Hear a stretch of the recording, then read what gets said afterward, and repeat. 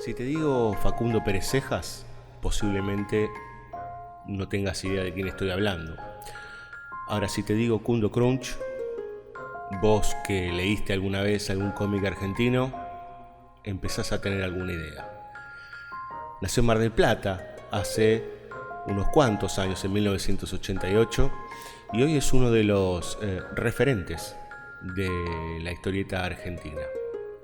Estudió Bellas Artes, se formó durante muchos años y a fuerza de prueba y otra prueba y otra prueba, encontró un estilo muy propio.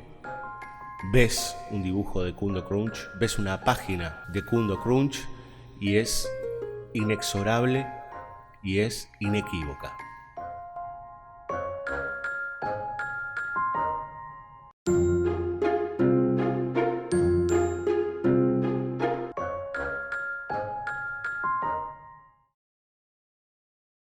Te voy a llevar a la infancia, de alguna manera, y a ver si Claro. viste que la memoria es un tanto difícil a veces, ¿no? Tratar de acordarse cosas de cuando uno era chico, o a veces la ficcionalizás. ¿Te acordás de esas primeras etapas de dibujo siendo un pequeño marplatense? No, la verdad que no. Eh, Uno empieza a dibujar inclusive antes de escribir, de hablar. Los primeros garabatos que hace uno cuando es pequeño ya son dibujos. Eh, Después hay algunos que cuando crecen dejan de dibujar y otros que seguimos. La verdad que no me acuerdo. Los primeros recuerdos que tengo de dibujar en la infancia ya van más a los 5 6 7 años. Pero los primeros no. Tengo algunos guardados, en realidad mi mamá tiene algunos guardados del año y medio, 2 años, pero no recuerdo esos momentos. Y pero escúchame, ahí tenés los 5 6 7 años, marcadores, me imagino, lápices de colores y demás. Y ahí que había algo Sí, ya que vos podés recordar. sí, mi abuelo pintaba y tenía una suerte de atelier en la casa. Entonces siempre que iba a lo de mis abuelos, me encerraba ahí y utilizaba, o sea, pintura, todo tipo de pasteles, acrílicos, lápices, fibras. Era mi pasatiempo, era meterme ahí en el atelier de mi abuelo y dibujar. Y, y bueno, eso eran mis pasatiempos. La verdad que cuando era chico mi pasatiempo eh, era, era el dibujo y el cine. Pero no había muchas otras cosas. Pero sí, tardes enteras dibujando las primeras historietas o por lo menos los primeros relatos dibujados vienen de esa época, de cuando aprendí a escribir en la primaria, a los 5 o 6 años. Bien, o sea que dijiste el cine y el dibujar y las historietas y demás. Y dijiste era un pasatiempo, era el pasatiempo. eh, Era importante que, no sé.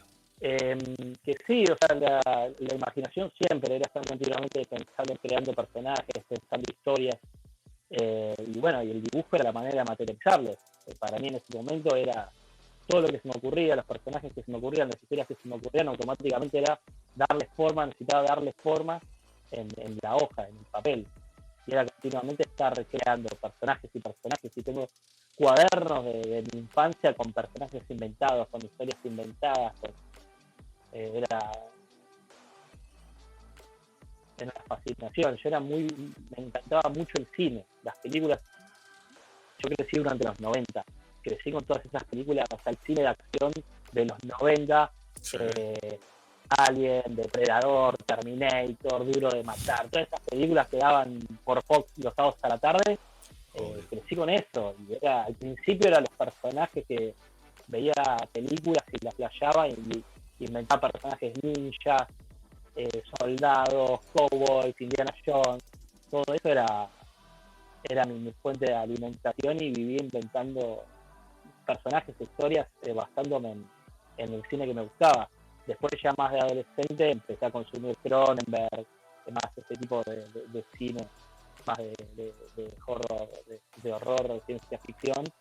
Y después, bueno, el paso a la historieta. Claro.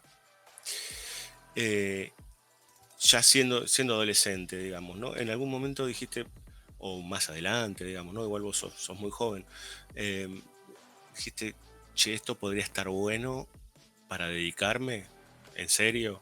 Digamos, cuando digo en serio es, bueno, puede ser una profesión.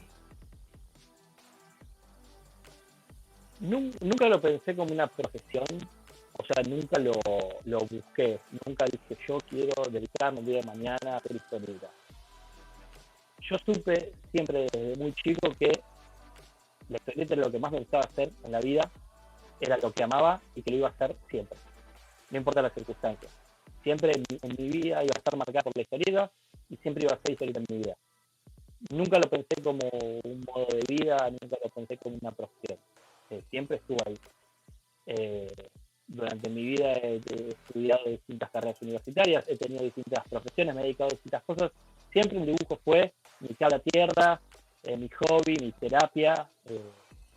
Eso, nunca fue tomarlo como, yo me quiero dedicar a esto y voy a hacer todo lo que tenga que hacer para dedicarme a esto y vivir de esto y tener un ingreso económico con esto. Siempre fue una pasión y lo vivo hasta el día de hoy, que no vivo pura y exclusivamente de la historieta, pero sí una parte de mi entrada económica tiene que ver con la ilustración y con la historieta, pero se fue dando de manera casual, de manera natural, y siempre lo vinculo a hacer historieta con placer, o sea, hacer las historietas que yo quiero hacer. Pasarla bien, divertirme y seguir disfrutando. Bien. Pero sí, o sea, cuando yo era adolescente, que empecé a consumir las primeras... O sea, yo empiezo a leer de chico las historietas que conseguía en los kioscos de diarios. Yo venía de leer las historietas norteamericanas que se editaban acá en Argentina, que se conseguían en los kioscos de los diarios, y cuando tengo contacto con la historieta nacional, sobre todo Revista Fierro, y bueno, autores como Grecia, como Muñoz, como Catena, como Meglia, bueno, Trillo, y sobre todo con la historieta europea, con las revistas de antología de ciencia ficción europea de la década del 80, como Zona 84, Sim, Totem, ahí fue como un quiebre, o sea, fue como que me abrieron la cabeza, me agarraron el cerebro, me lo revolvieron y me lo volvieron a meter dentro de la cabeza. Fue, nada, me partió mal y dije, yo quiero hacer esto, es lo que yo quiero hacer.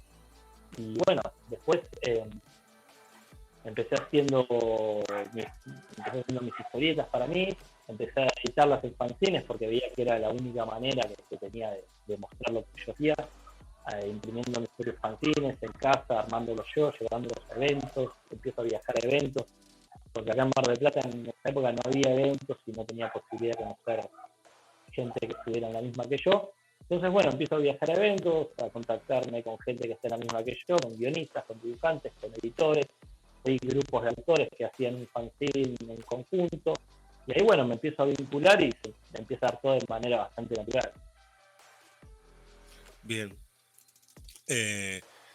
Y en ese sentido, digo, hubo un momento, digo, la decisión de sacar fanzines para mostrarse, digo, es algo que acá, por lo menos en Argentina, ha tenido épocas muy fuertes. Bueno, hoy el fanzine está bastante institucionalizado, por decir, pero los 90 y una parte de los 2000 y antes también, era como, no sé dónde tendría una oportunidad, pero yo voy a salir igual.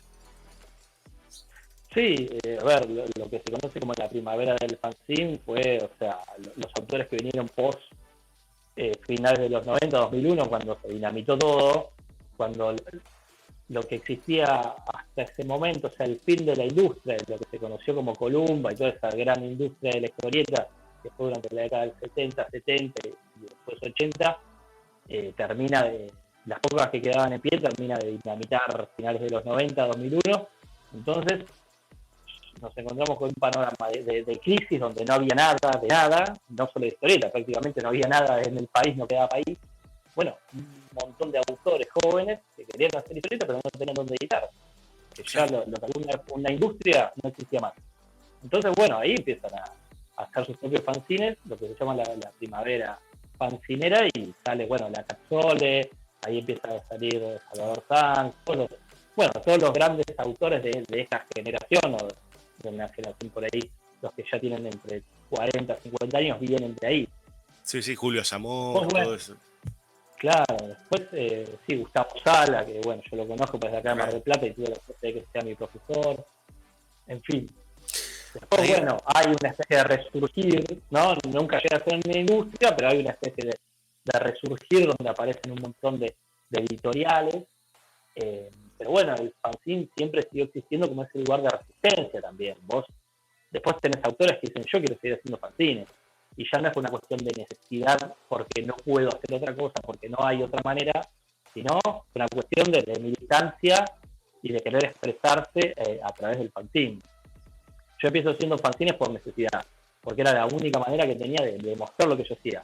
claro. Pero una vez que te metes en la autogestión, que empezás a imprimir tus cosas, a buscarle la manera, la vuelta, a querer también contar desde el producto, no solamente contar una historia en historieta o contar un cuento o una novela, sino además también involucrarte en contar desde el objeto, ¿no? Que el libro sea un todo, que la publicación sea un todo, que pensar, bueno, a ver, esta historia, ¿cómo la voy a imprimir? ¿En qué formato? ¿En qué papel? ¿Qué papel voy a usar para la portada? ¿Por qué la voy a hacer así? ¿Por qué no? Que transmita también, ¿no? Que la historia, que la historieta o el libro transmita también desde el objeto, desde el formato. Una vez que te metes en esa y que sos dueño de los modos de producción, es medio como un camino de ida. Después, o sea, una vez como... Después sí, o sea, podés dejar de hacerlo o tener etapas donde no lo haces, pero es siempre la autogestión queda ahí, es como el primer amor. Claro. Después del día de mañana, siempre que agarrás cualquier libro y lo primero que ves es cómo está editado, qué tipo de papel tiene, cómo es el gramaje, si está pegado, cosido, es como que Claro, el porque primer aparte amor. me imagino que debe ser muy intenso, porque ponele, ¿no? Pensás la historia, pensás los personajes, lo dibujás, lo producís, armás, diseñás, está todo bajo tu control. Ahora, por ahí, en otras situaciones editoriales, la cosa cambia, más allá de que acá en Argentina hay mucha variedad de forma editorial, por decir. Sí, varía desde el punto de vista de que uno por ahí se involucra menos con la parte de impresión y de producción. Y eso a veces hay ciertos autores para los que es una tranquilidad porque terminan la historia, la mandan al editor y chao, nos vimos. Pero también haber una mala edición te puede arruinar el trabajo como autor. Total. De un mal papel, una mala edición, una mala distribución. Hay muchos factores que Claro. influyen.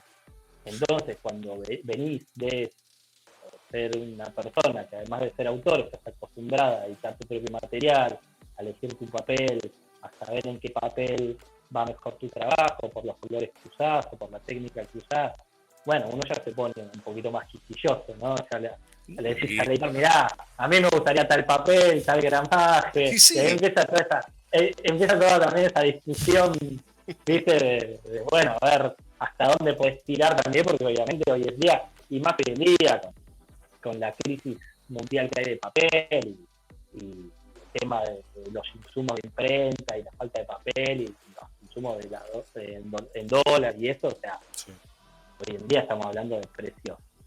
sí, sí, Yo imposible. cuando empecé a hacer fanzines, inclusive un poco más adelante, ya 2012, 2013, 2014, era relativamente accesible sacar un libro. Nos juntábamos por ahí 2 o 3 autores y decíamos, bueno, vamos a hacer un libro de antología. Y tal vez poniendo plata en nuestro bolsillo, inclusive haciendo una preventa, eh, podía, podía sacar un libro de 200 ejemplares. Era algo Claro. accesible. Hoy en día estamos hablando de precios que la verdad es muy difícil para una para un ni siquiera de la industria, para un mercado que es de gente que no se dedica a esto, que la mayoría no se dedica a esto, que lo hace inclusive muchos hasta como un hobby, tener que destinar 2 millones de pesos para imprimir 100 libros es algo irrisorio. Una persona que tiene otro trabajo, que tiene otra familia, que tiene otra cosa, no, es Claro, muy difícil la verdad. claro. Me quedó ahí flotando algo cuando dijiste, che, por favor, que el papel vaya en buena onda con lo que hice, así favorece lo que quiero mostrar. Y te voy a meter en el terreno de la técnica. Tenés un modo de dibujo, de ilustración muy particular que se te identifica rápidamente, digamos, ¿no? Por el tipo de trazo, por el uso de los negros tan intensos, por la gestualidad de los personajes, como esos ojos chiquititos generalmente. Digo, hay todo un trabajo ahí eh, que me gustaría que me cuentes un poco si es que siempre estuvo. Encontrar un estilo es un poco difícil, ¿no? Porque va variando siempre, pero si siempre estuvo latente ese tipo de dibujo o si hubo como probar, probar, probar hasta que dijiste, che, esto está bueno.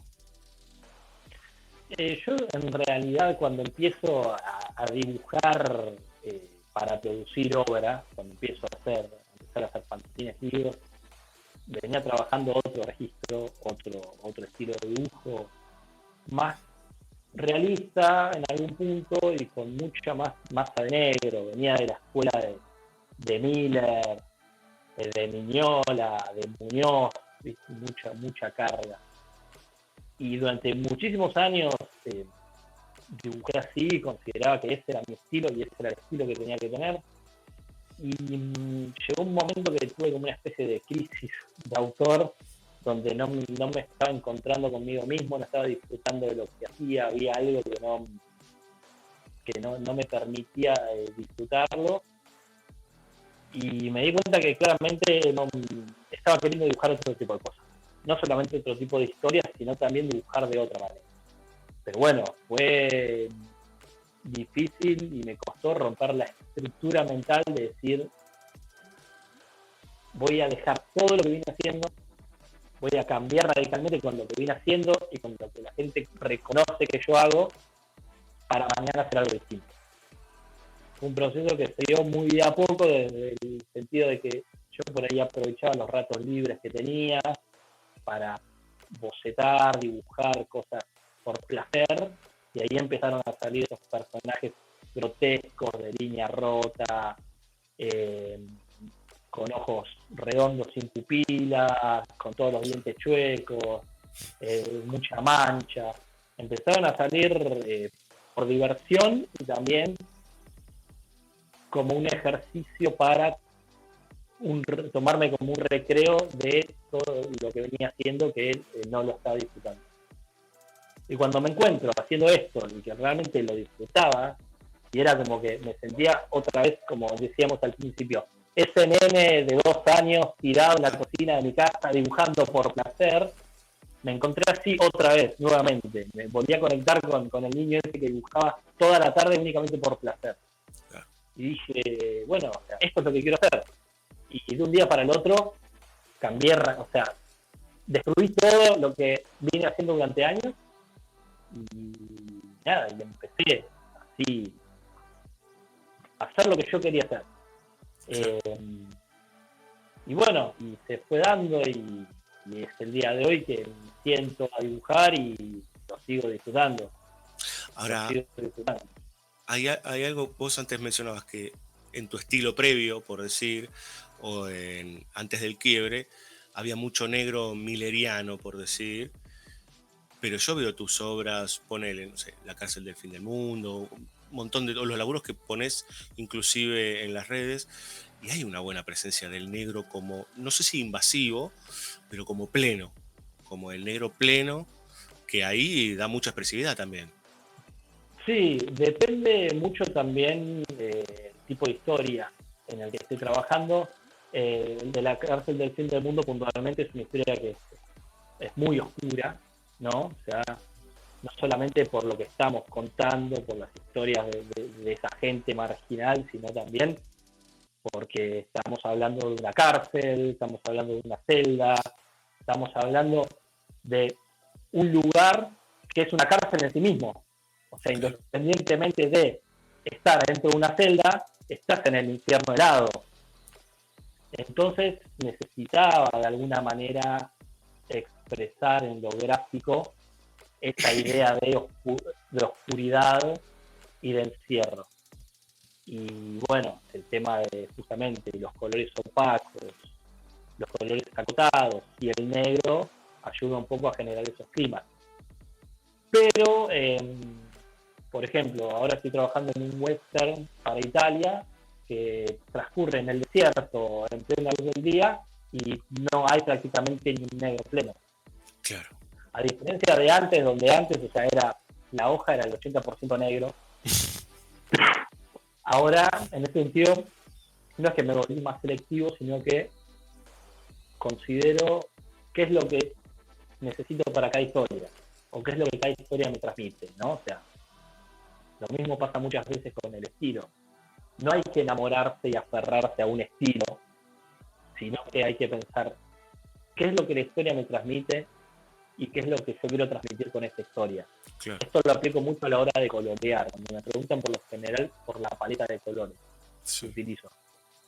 Bueno, para mí el color es como una especie de registro, de estilo de dibujo. El color también cuenta, el color también transmite, por lo menos para mí, ¿no? O sea, Sí. para mí el color no es únicamente colorear para acompañar el dibujo y nada más. Tengo que contar con. Entonces, bueno, ¿qué es lo que quiero transmitir yo? ¿Qué es lo que la obra me transmite a mí? Y a raíz de eso, pensar qué paleta voy a utilizar o, bueno, qué registro voy a utilizar. Vamos a usar muchas sombras, muchos negros plenos, va a ser de noche, va a ser de día, la escena va a ser adentro, va a ser afuera, va a ser un campo, un desierto, la playa. Creo que esas cosas varían, ¿no? O sea, yo si hago una historia de que estoy por ahí de dos personas que están en una isla o en una playa, y yo no voy a utilizar un estilo que tenga mucha masa de negro, porque por ahí es contraproducente a lo que yo quiero contar. Claro. Entonces, bueno, esas también son decisiones, creo yo, que uno como autor las tiene que tener presentes. Claro, justo mencionabas el color y digo, bueno, lo próximo que le pregunto es el color. Pero sí hay algo que se repite bastante y que a uno también le llama mucho la atención, que es el color pleno. Mucho del color, o sea, no Sí, hay, digo, por volver a cuestiones más canónicas, no es que aparecen, pero no tanto, algún degradado. Digo, en general trabajas mucho con el color bien presente, digamos.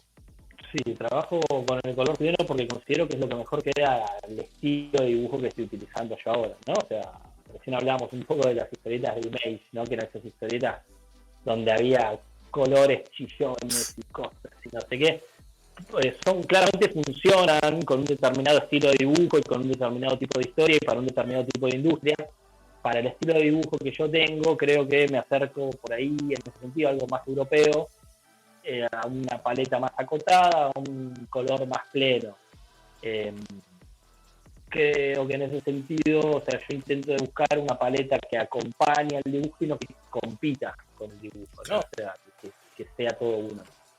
Y nada, o sea, creo que justamente por ahí utilizar los colores precisos y de una manera más apagada eh, quedan bastante en sintonía también con el estilo que tengo yo, que es un estilo que tira a simplificar también, ¿no? O Claro. sea, eh, no sé, yo prefiero contarte lo que necesito contarte de la manera más simple para que no haya para que vos vayas a lo que yo quiero contar, ¿no? O Claro. sea, como que vayas a la idea, ¿no? Que no te distraigas por ir con otra cosa, como que vamos a eso. Claro, justo mencionabas el estilo, sobre todo de los 90, ¿no? Ese estilo que había, flares, de todo. Todo lo que era posible en los principios de la era digital, lo ponían en Image. Era Todo lo, insoportable. todo lo que entraba en una página, Sí, desde el dibujo también, todo lo que sí, pudiera entrar, raya de movimiento, no sé sí, qué, todo entraba.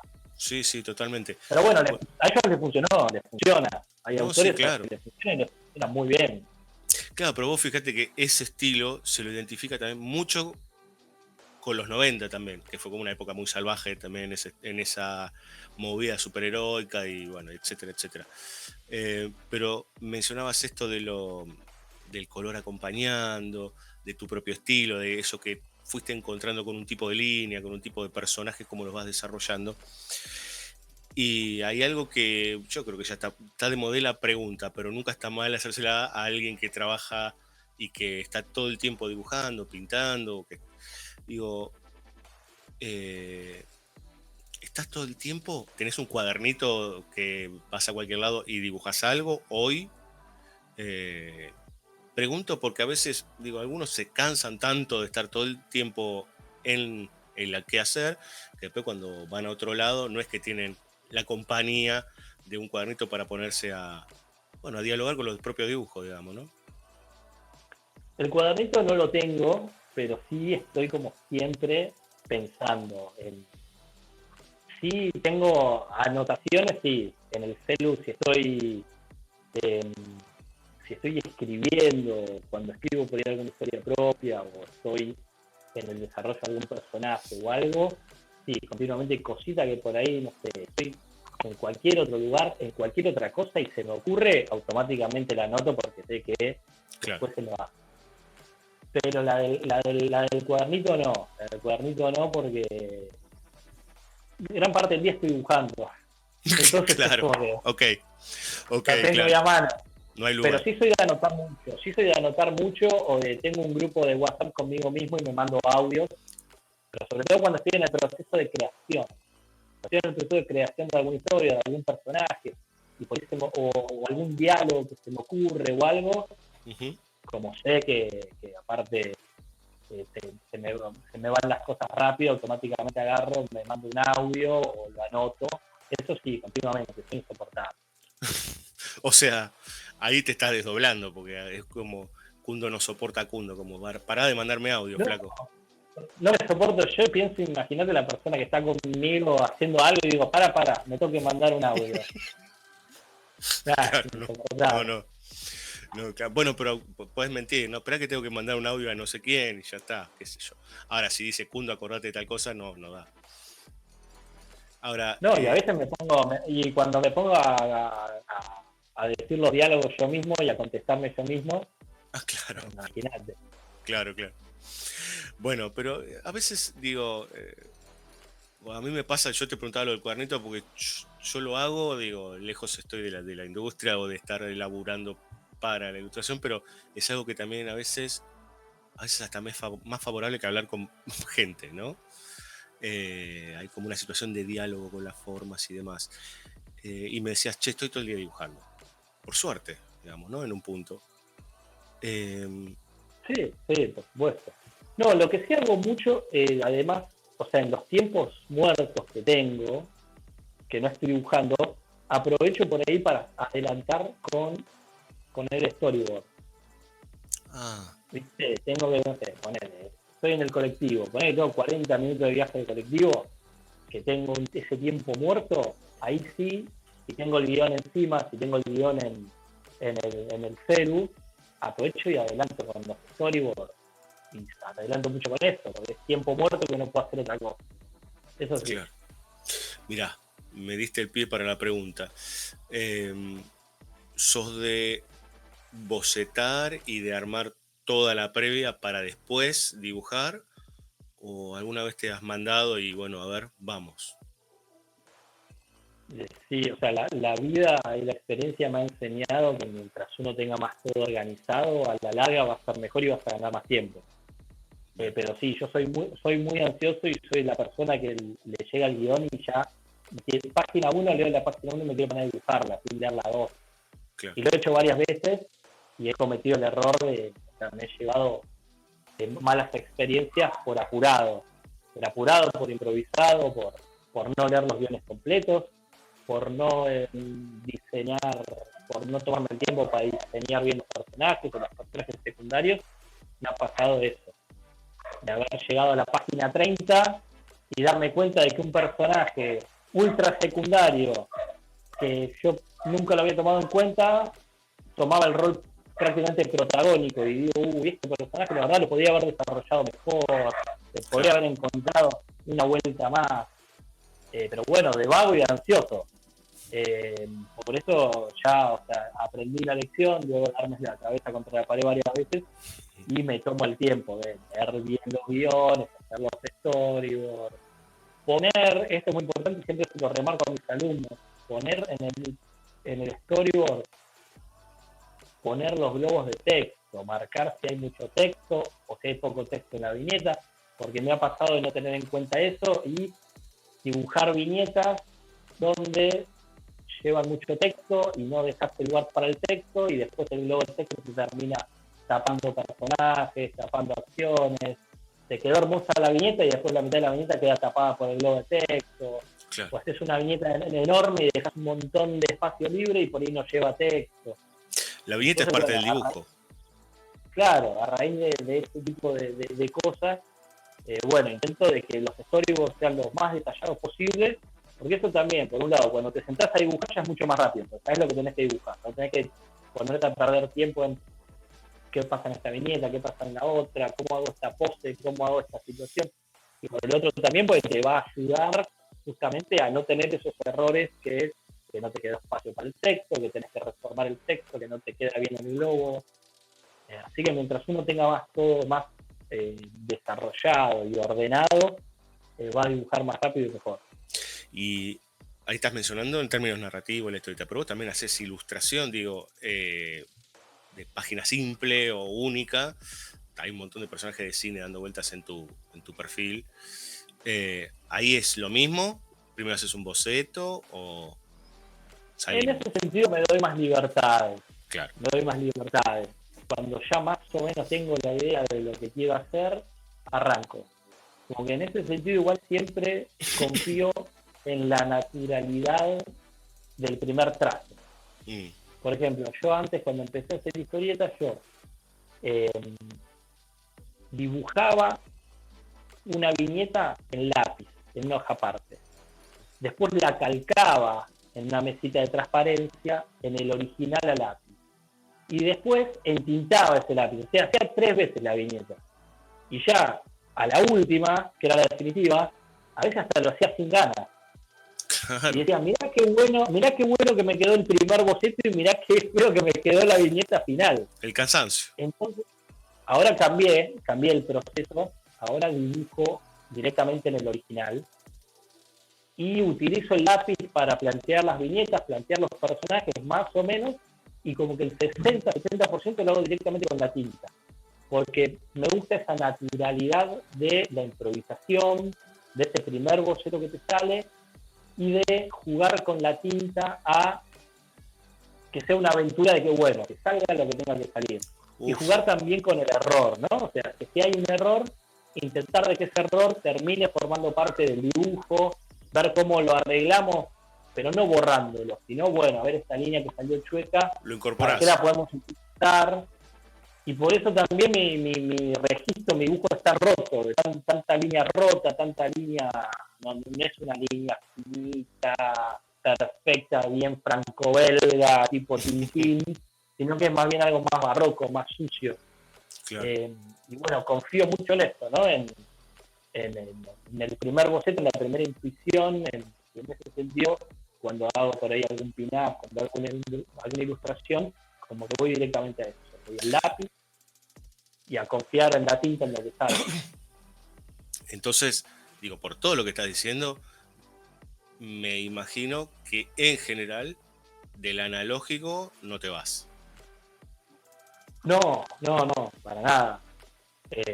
Yo soy full papel, tinta. Utilizo la compu para colorear y para rotular.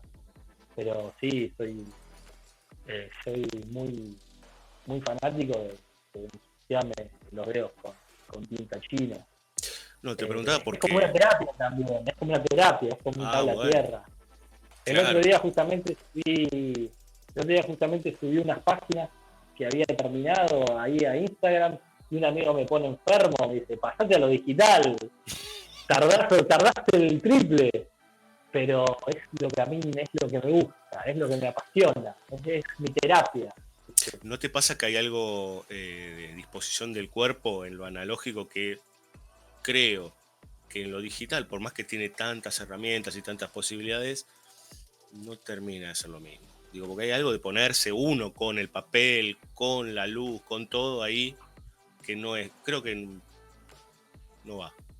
Sí, yo la verdad tampoco he probado tanto lo digital como, o sea, no. Y tampoco estoy haciendo ningún juicio de valor ni diciendo que una cosa es mejor que la otra, que no sé qué. Yo, o sea, tampoco nunca reconozco que nunca tuve el tiempo y la paciencia de ponerme con una tableta a experimentar.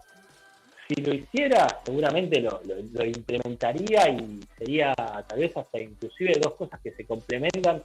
Tengo amigos que bocetan digital Ujú. y después imprimen y entintan encima, ¿no? Y es verdad que eso te da también otra posibilidad de estar, no sé, sentado en el auto con la tableta y poder adelantar cosas que yo no me voy a sentar en el auto con las páginas y el pote de tinta china y los pinceles. Claro, La cuestión es el sentido común. En lo digital tiene cosas que agilizan un montón y agilizas un montón los tiempos. Eso es verdad y te da un montón de posibilidades. claro. Eh, pero mientras la verdad no tenga la necesidad, mientras no tenga Vamos. esa necesidad de tener que hacerlo, y voy a lo que me da placer, ¿viste? Y a lo que es mi Claro. terapia y a lo que es mi cable tierra. Eh, Hablamos hasta ahora del proceso, o sea, el hacer, el hacer. Yo creo que siempre hay dos lugares que son complicados. Uno, ya medio algo contaste, que tiene que ver con, bueno, la página en blanco, que es abordar, en este caso, el papel o el lienzo, eh, pero muchas veces puede ser un tanto, o puede ser un desafío o un tanto aterrador, ¿no? La famosa página en blanco. Pero también hay otro lugar que me parece que no se habla mucho, que es cuando está terminado. Nunca. Una obra nunca está terminada.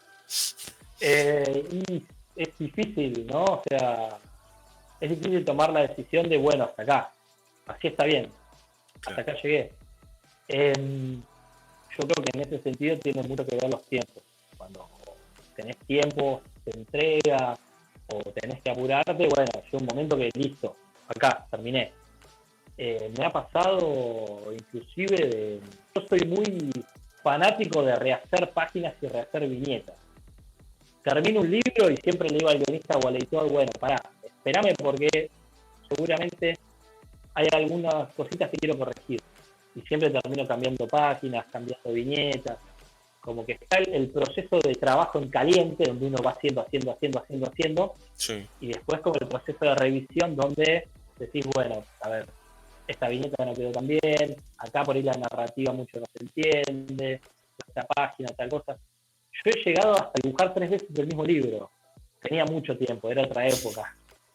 Pero ¿Entero? hubo un libro que, sí, era un libro, eran 24 páginas. Era un primer número de una serie que se llamó Universos de Papel, que hicimos con Matías Zanetti allá por 2017-2018. Y yo primero lo dibujé con el estilo que tenía antes, que Ujú. utilizaba antes, el que te conté. ¿Qué pasa? Este libro se demoró la salida y estuvo meses parado. Cuando estaba por entrar a imprenta, yo ya estaba dibujando con otro estilo, con el estilo que tengo ahora. Entonces le dije al editor, escuchame, le digo, yo ya no soy este de antes. Claro. Dejarme hacerlo otra vez. Y el loco me dice, pero vos estás loco, ¿cómo vas a hacer todo de vuelta? Digo, mirá, te juro, si vos me dejás yo en un mes, en menos de un mes, en 2, 3 semanas, te hago de vuelta las 24 páginas. Y lo hice. Hice las 24 páginas a color todo, a tiempo récord para poder entrar a imprenta. Y fue un libro que hice 2 veces. Y después a esta página hubo una revisión donde hubo cosas también que cambié. Y llegó un momento que el editor me dice, bueno, basta, ya no lo leas más porque no quiero que cambies más nada. Porque el tipo sabía que cada vez que yo agarraba y volvía a leer era para cambiar algo. Claro. Así que bueno, no, en ese sentido como que soy bastante chapelotas por un lado y bastante inseguro, como que me gusta, o sea, hay cosas que siempre no me van a convencer, que las quiero cambiar, pero también sé cuándo decir, bueno, basta, porque tampoco puedes estar 2 años o cambiando continuamente, pero llega un momento donde hay que, bueno, donde hay que decir hasta acá llegamos.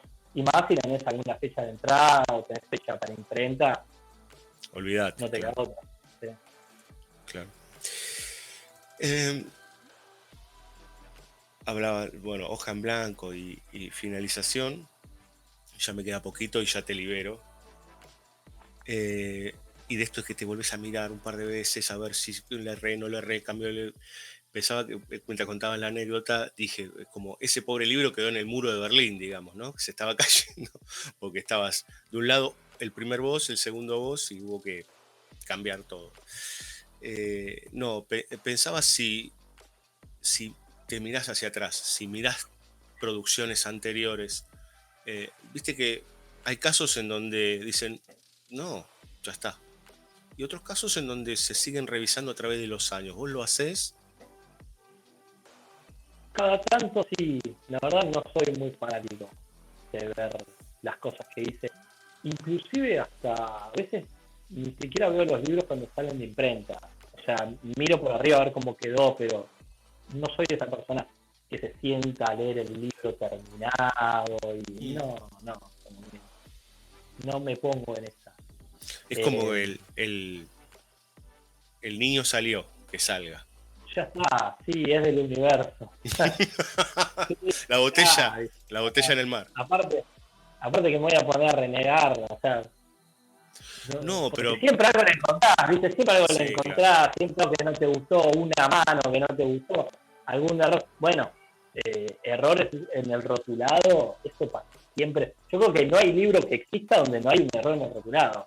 Y vos decís, pero ¿cómo puede ser? Si lo leímos 1000 veces, lo leyó el editor, lo leyó el guionista, lo leyó el coso, y hay palabras mal escritas que se te pasaron. Entonces, la verdad, en ese sentido, pasarme mala sangre. Claro. No, Pero bueno, no, la verdad, cada tanto agarro algo viejo como para recordar, más que todo recordar la época, pero por lo general nunca me gusta lo que vi. Es como que en ese sentido estoy bastante, o sea, siempre lo mejor está por venir, bien. siempre lo mejor va a ser lo próximo. Bueno, eso también te mantiene activo, ¿no? De seguir, seguir, seguir, seguir. Por supuesto. Por ahí es una pregunta obvia esta, pero porque vos laburás sobre todo en narrativa y la narrativa está muy conectada, pero cuando estás trabajando, cuando estás produciendo, ¿qué lugar tiene el espectador, el lector, digamos, ¿no? En lo que estás produciendo? Te pregunto esto porque hay un montón de dibujantes o pintores o demás que yo estoy produciendo. No sé si estoy pensando en el tercero o la tercera que me va a leer o me va a ver. ¿Vos estás pensando en eso en algún momento o tomás distancia para ver qué se entiende, qué no se entiende? ¿Qué te pasa a vos? No, la verdad no, o sea, en ese sentido yo siempre creo que el lector es parte de la obra también. No, o sea, una historieta es lo que el resultado de lo que hace uno como autor y lo que aporta el lector también. El lector aporta lo suyo. Mm, Siempre cuando hablamos de narrativa decimos, o sea, para que la narrativa exista tiene que haber alguien que la lea también. Y nosotros como autores tenemos que darle a ese lector toda la información que consideremos necesaria para que el lector entienda lo que nosotros queremos contar. Esa es una narrativa bien hecha. Si el lector no entiende, ahí es cuando tenemos un error de la narrativa, ¿no? O sea, siempre hablando en lo visual. sí, sí. Eh, entonces, yo creo que son tres patas: el autor, la obra y el lector. Y el lector siempre va a poner lo suyo. Entonces, eso está buenísimo, pero para mí no es algo que me modifique a la hora de generar obra. Yo no estoy pensando en lo que va a entender el lector, o che, a ver si esto se va a entender o no lo van a entender, o a ver si van a entender algo distinto a lo que yo quiero contar. Sí me preocupo en poner todas las herramientas que yo considere que el lector va a tener que, toda la información, ¿no? O sea, que el Mm, lector va a necesitar para entender lo que está pasando. Pero después, cuál sea la interpretación del lector, creo que siempre también está bueno dar lugar a este juego también, a que, a que cada uno interprete lo que quiere interpretar. claro. Un lugar de una parte libre, digamos, ¿no? En donde le van Sí, o pasando sea, cosas. ser parte de la obra también, que aporte lo suyo. Bien. Y no pensar, no subestimar al lector, ¿no? O sea, a veces pasa que uno, tal vez por miedo a que no se entiende lo que están contando, que uno a veces es como que se vuelve demasiado redundante. Ah, Y la verdad es que, a ver, el que lee una historieta, por lo general, sobre todo los que hacemos historieta independiente, el que llega a leer de historieta es alguien que ya es lector de historieta. Claro. Es muy raro la persona que te lee, que es la primera vez que lee una historieta en su vida. Entonces, creer que el lector no lo va a entender y por eso hay que volverse redundante, me parece que podemos correr el riesgo de caer en lo aburrido, ¿no? O sea, está bueno también ese juego de que el autor tenga que poner su parte para entender la obra o para leer la obra o sea, que forme parte. Claro, sin subestimarlo. A mí como lector, a mí me pasa como lector, o cuando veo una película, o cuando leo un libro, una historieta, me gusta también un poco que me quieran meter adentro y que quieran que yo haga un esfuerzo por entender algo, o simplemente que yo me quiera llevar lo que quiera, o que quiera entender lo que quiera. Me gusta ese juego. No necesito que me den todo en bandeja y me lo remarquen continuamente, porque ya entiendo lo que pasa. No hace falta que me lo cuentes 3 veces de manera distinta. Me gusta ese juego de que el espectador y el lector formen parte también de la obra. Creo que es interesante y está bueno. La última. Y estás bien un poco filosófica, pero espero que se entienda. O por esto exagerando, no sé, pero el dibujar se aprende, se nace, se va profundizando. ¿Vos qué crees? Digo, porque hay un montón de posturas al respecto. El dibujar es algo innato, cualquiera dibuja, es como hablábamos hoy, de cuando un nene de 4 meses agarra un lápiz y empieza a rayar una hoja a la pared del piso, está dibujando. Es algo que llevamos adentro. Después está el interés que pueda tener uno, siempre también puede estar fomentado por el exterior, por el entorno, pero siempre está en uno querer seguir dibujando y querer interesarse por seguir progresando. Pero cuando hay una persona que dice, ay, yo no sé dibujar, yo nunca podría dibujar, es porque no puedes dibujar, o pensás que no puedes dibujar porque no te interesa. Sí, o no quiere. Pero digo, o sea, cualquier persona, no querés, pero digo, no hay gente que nace con la habilidad de dibujar y gente que nace con la habilidad de no dibujar. Que obviamente hay gente para la que le debe resultar más fácil, seguramente, como pasa con un deporte, como pasa con cantar, con tocar la guitarra, pero creo que es algo que llevamos adentro y tiene mucho que ver con la decisión que uno tenga porque le gusta y porque quiere seguir en esto y desarrollarlo, y también con un factor externo de una persona, sea padre, madre, amigo, tío, abuelo, que bueno, también fomentar, ¿no? Es como la lectura, vos no podés pretender que tus hijos lean si nunca te vieron leyendo un libro. Total. Pasa un poco por ahí también, pero no es algo con lo que nacés o no nacés. Creo que todos lo llevamos adentro y podemos desarrollarlo a nuestra manera. Kundo, muchas gracias. No, por favor, gracias a ustedes por la invitación y nada, por tenerme en cuenta y por la charla.